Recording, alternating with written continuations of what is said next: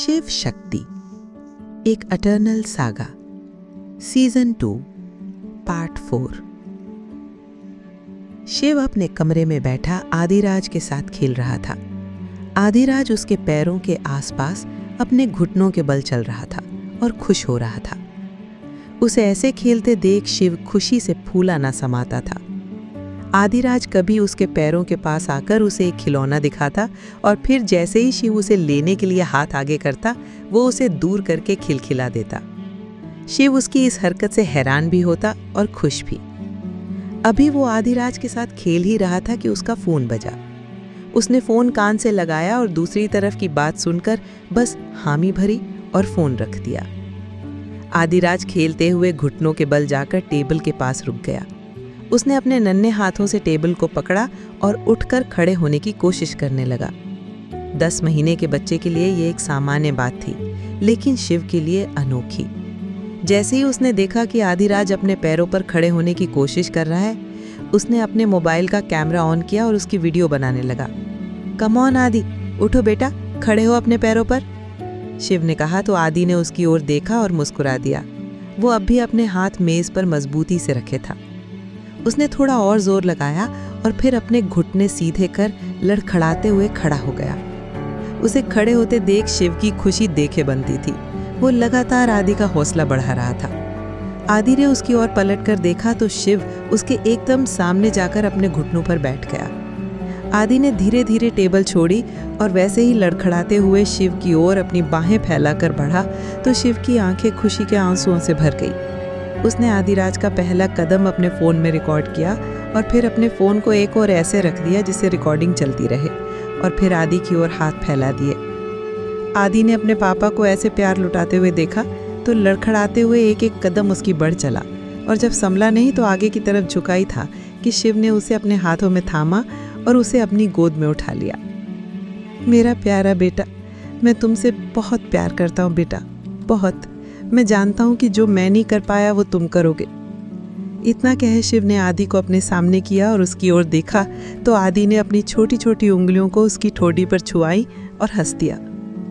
अभी वो दोनों बाप बेटे अपने प्यार, अपने स्नेह में डूबे ही थे कि कमरे के दरवाजे खोल परंपरा धड़धड़ाती हुई अंदर आई और इतराते हुए बोली, शिव देखो ना, सहरिया ने मेरी ड्रेस कैसी बनाई है। अचानक परंपरा के इस तरह आ जाने से शिव ने उसकी ओर पलट कर देखा और गुस्से से चीखा, मैंने कितनी बार कहा है कि इस कमरे में बगैर मेरी इजाज़त के मत आया करो।